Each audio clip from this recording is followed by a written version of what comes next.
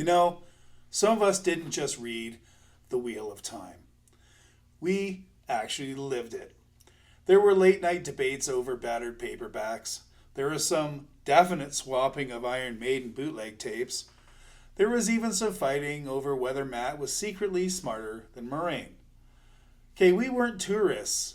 We built the legends. We carried the fire forward.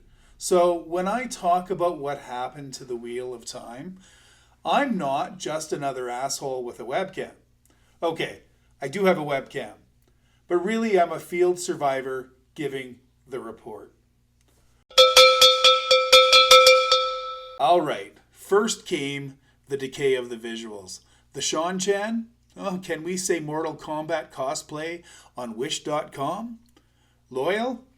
All right, looking like someone dragged a Fraggle Rock extra through a Dollarama hedge. And yeah, the Aiel do have rat tails. That's canon.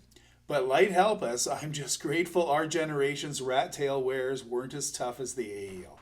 Otherwise, half of us would still be rocking mullets braided for guerrilla war behind the Safeway.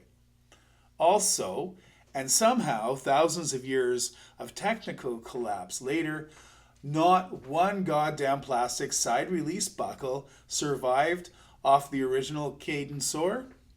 But Queelandar made it through. Heartstone, amazing, stunning, bold new storytelling. Buckle up, kids, 'cause it gets worse. All right, then the timeline started bleeding out. Instead of capturing Asmodean in the waste, Rand's secret teacher, the crumbling Forsaken trapped in human misery, we get fucking Samuel. Okay? And Samuel gets killed off early like a random side quest boss. There's no secret training, no tension between Rand and Lews Therin, no slow duel for Rand's soul. Okay, they just didn't move the pieces. They flipped the goddamn board and glued random Fortnite skins to it. And if you're wondering about the Bowl of the Winds, okay, good luck fixing the weather when you already burned the fucking shipyard. Chances are that whole arc won't even show up. Okay, Rand hasn't even reached here yet. I know they're changing timelines, but the stone hasn't fallen. Kalandor hasn't been touched. They're not adapting the Wheel of Time. They're speed running the pattern like it's a TikTok montage. Listen, I'm the first to admit that the middle books dragged a little sometimes. But this isn't tightening the story. This is narrative euthanasia by corporate committee.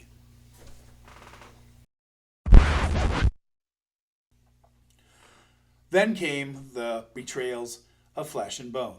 Suan Sanche, supposed to be stilled, broken, and then rise again. Mentor Egwene through the Tower's rebellion, supposed to trust Nynaeve to heal the impossible, stilling itself.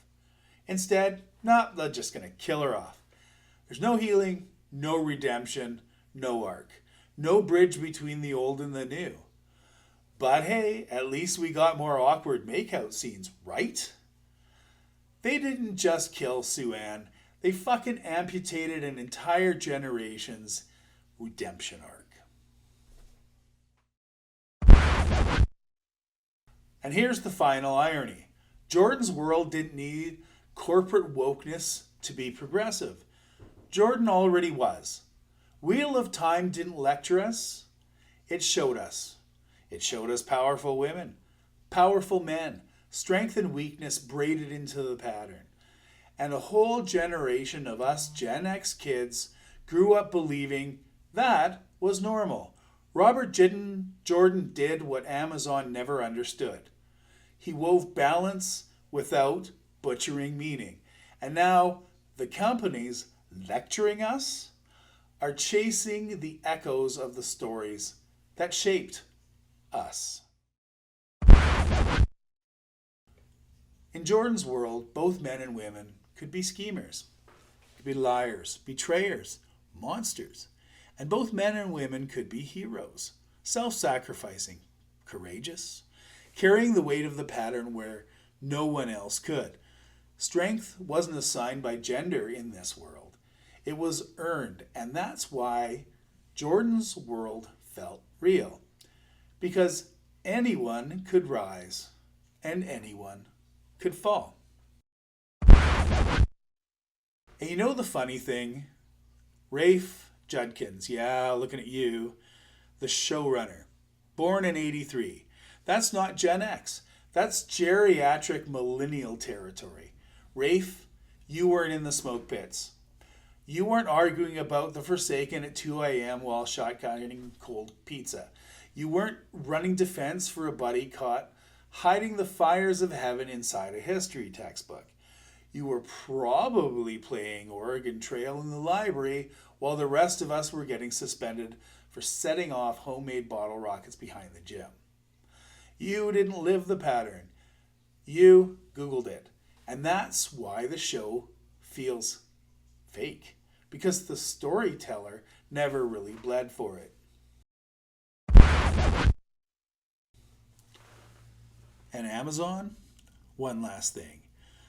You better not shit the bed on the band of the Red Hand.